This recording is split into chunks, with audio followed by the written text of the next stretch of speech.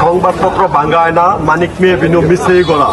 সারা দেশে সাংবাদিক হচ্ছে রক্তাক্ত, সাংবাদিক হচ্ছে লাশ, শকুনে চেয়ে গেছে বাংলার আকাশ। প্রথমত দোষারোপ নিজের উপরে নিচ্ছি, আমরা দলীয় চাটুকারিতা করছি, আমরা কয়েকটা হাজার টাকার নোটের জন্য নিজেকে বিক্রি করে দিচ্ছি।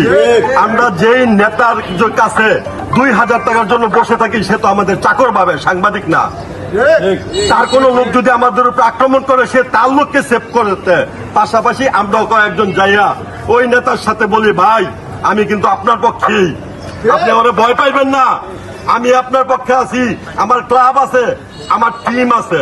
পাশাপাশি বলতে চাই, আমাদের যে রিয়াজের উপর আক্রমণ হয়েছে, এই আক্রমণের একটি বিচার করে রূপগঞ্জে দৃষ্টান্তমূলক একটা দৃষ্টান্ত স্থাপন হোক যে সাংবাদিকদের কেউ হাত তুললে সেই হাত অক্ষত থাকে না, সে অক্ষত থাকে না, তার পরিবার নিরাপদ থাকে না। আজকে রিয়াজকে পিটিয়ে হুমকি দেয় মামলা করবে, তারা আমাদেরকেও হয়রানি করবে, একদিকে মারে আবার অন্যদিকে মামলার হুমকি দেয়। আমরা একটা ঐক্য ডাক দিয়েছি, দেখবেন এক ফারুক না রূপগঞ্জের সবাই সর্বোচ্চ নেতা আপনাকে ভয় পাবে, সন্দেহ করে চলবে, সম্মান দিয়ে চলবে। একটা জুনিয়র সাংবাদিকের দিকে চোখ তুলে তাকাতে ভয় পাবে। ভাইদেরকে সকল উপজেলার সাংবাদিক যেন ওই সাংবাদিকদের পাশে দাঁড়ান। আমরা সাংবাদিকের একটি পরিবার হতে চাই।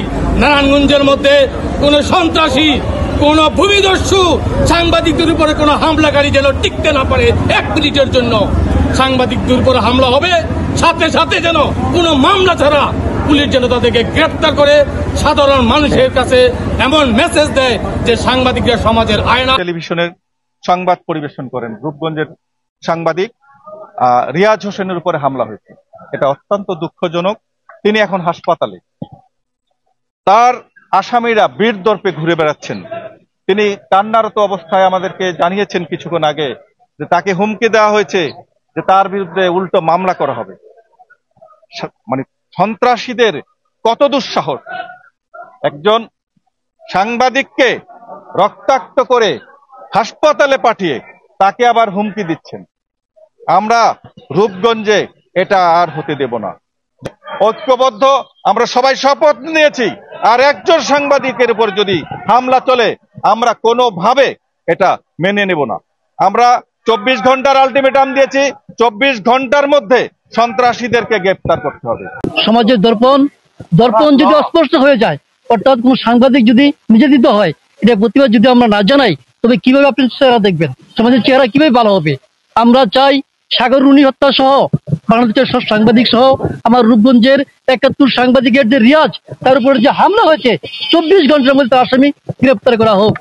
এই মানববন্ধন কর্মসূচি থেকে আহ্বান জানাচ্ছি, রিয়াজ হোসেন ভাইয়ের উপর হামলার যে মামলা হয়েছে, এই হামলাকারীদের এবং উক্ত মামলার আসামিদের অবিলম্বে গ্রেপ্তার করতে হবে। জয়নাল আবেদিন জয় এবং সাইফুল সাহেব যে কথাটি বলেছেন যে 24 ঘন্টার মধ্যে যদি একটি আসামিকে গ্রেপ্তার না করা হয়, তাহলে আমরা রাজপথে আমরা দুর্বার আন্দোলন শুরু করব।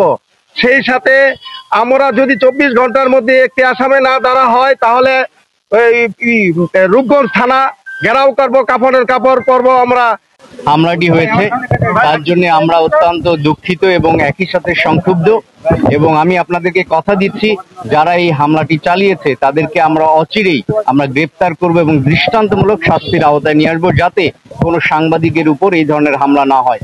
এবং আপনারা জানেন যে আমরা বিশ্বাস করি, বিশেষ করে আমাদের যে 5 তারিখ পরবর্তী যে নতুন সরকার, এই সরকার বিশ্বাস করে যে সাংবাদিকরা কিন্তু আমাদের থার্ড গভর্নমেন্ট, অর্থাৎ তাদের চোখ দিয়ে কিন্তু সরকার নানা কিছু দেখে। সুতরাং সাংবাদিকদের নিরাপত্তা আমাদের কাছে অত্যন্ত গুরুত্বপূর্ণ ইস্যু।